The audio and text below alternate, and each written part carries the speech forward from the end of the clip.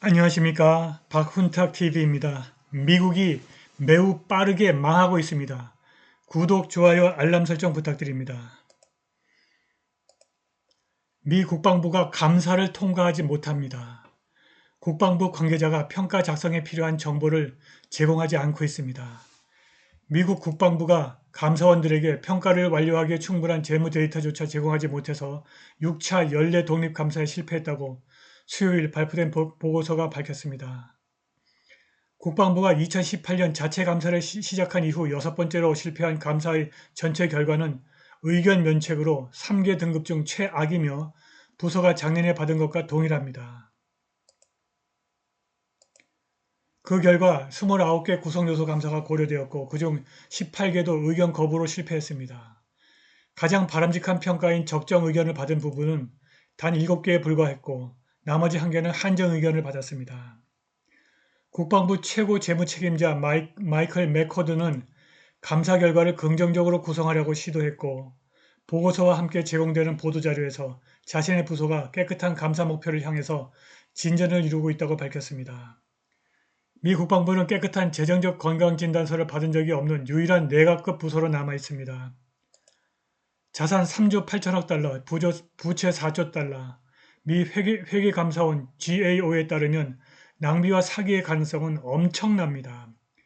회계감사원은 해당 부서의 비즈니스 시스템 현대화 및 재무관리 계획을 고위험 목록에 포함시켰습니다.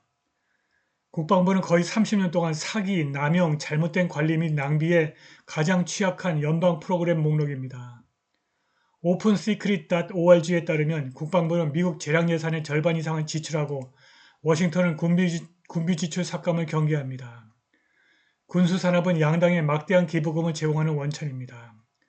국방부 직원은 결코 해결될 수 없는 회계 불일치로 인해 수조 달러에 달하는 거래를 잘못 처리했다고 인정했습니다.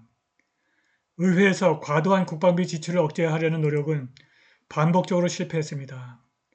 연례 감사에 실패한 군 부서의 예산 1%를 몰수하는 국방부 감사법이 지난해 상원에 다시 발의되었으나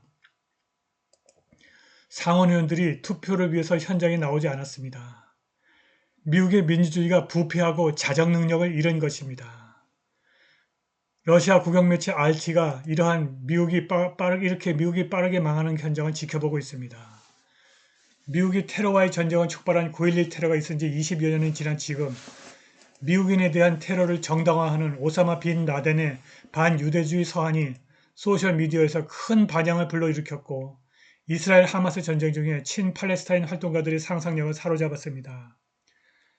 해시태그 Letter to America에 포함된 빈 라덴의 동영상이 틱톡에서 무려 1350만 회 이상 조회되었는데 리네트 에드킨스라는 사용자가 화요일에 올린 게시물로 인해 이렇게 엄청난 조회수가 나온 것입니다.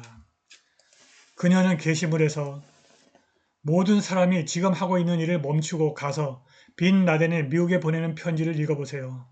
문자 그대로 2페이지에 달하는 분량입니다. 라고 말했습니다.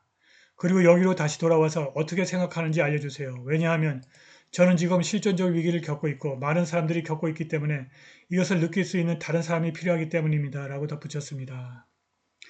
2002년 미국인들에게 보낸 편지에서 빈 라덴은 미국이 이스라엘의 팔레스타인 영토 점령을 지지했다고 비난하고 유대인들이 미국의 정책, 자본, 언론을 통제하고 있다고 주장했습니다. 이스라엘의 창건은 반드시 지워져야 할 범죄라고 그는 썼습니다. 이 범죄에 가담하여 손이 오염된 모든 사람은 그에 상응하는 대가를 치러야 하며 막대한 대가를 치러야 한다고 그가 주장했습니다. 알카에다 창립자는 계속해서 팔레스타인 사람들의 피해에 대한 복수를 촉구했습니다. 빈 라덴은 억압받는 자들이 침략에 응할 권리가 있다는 것은 우리 종교와 지성에 의한 명령이라고 말했습니다. 우리에게서 지하드, 저항, 복수 외에는 아무것도 기대하지 마십시오. 미국이 반세기 넘게 우리를 공격한 후에 우리가 미국이 안전하고 평화롭게 살도록 내버려 둘 것이라고 기대하는 것이 어떻게 합리적입니까? 러시아 국영 매체 RT가 미국이 빠르게 망하는 현장을 지켜보고 있습니다. 미국이 중국에 대한 첨단 기술 이전 제재에 완전히 실패하고 있습니다. 미중 경제안보검토위원회 USCC를 인용해서 로이터 통신은 화요일 중국 기업들이 워싱턴의 수출 통제 공백을 이용해서 미국 칩 제조 장비를 계속 구매하고 있다고 보도했습니다. 미국은 중국의 군사력을 강화하는 첨단 반도체 제조 및 개발 능력을 지연시킬 목적으로 2022년 인공지능에 사용되는 최첨단 컴퓨팅 칩과 칩 제조 장비에 대한 규제를 도입했고 이후 제한 목록이 확대되었으며 다수의 중국 기술 기업들이 블랙리스트에 올랐습니다. USCC의 연례 보고서에 따르면 이번 규제로 인해서 작년 이후 중국으로의 미국 반도체 수출이 약 50% 64억 달러 감소했지만 남아시아 국가들은 약 31억 달러 상당의 미국 칩을 구매했습니다. 보고서는 이러한 수출에 판매가 금지된 첨단 기술이 포함될 수 있다고 지적했습니다.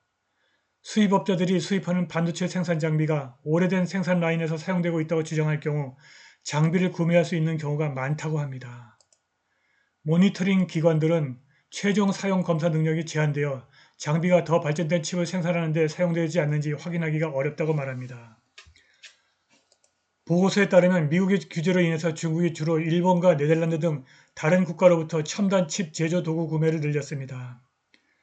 중국은 2023년 1월부터 8월까지 네덜란드로부터 32억 달러 상당의 반도체 제조 장비를 수입했는데 이는 연간 96.1% 증가한 수치입니다.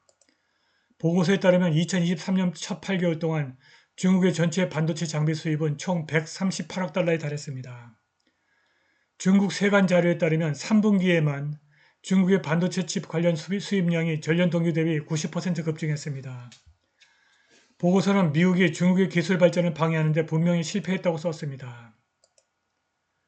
2023년 9월 중국의 기술 대기업 화웨이가 7나노미터 칩을 사용하는 메이트 60 프로 스마트폰을 판매하기 시작했습니다. 미국은 관료들이 중국에 매수되기 때문에 중국의 첨단 반도체 칩 생산을 막을 방법이 없습니다. 빠르게 망하고 있는 미국의 기층민들이 자구책을 마련하고 있습니다.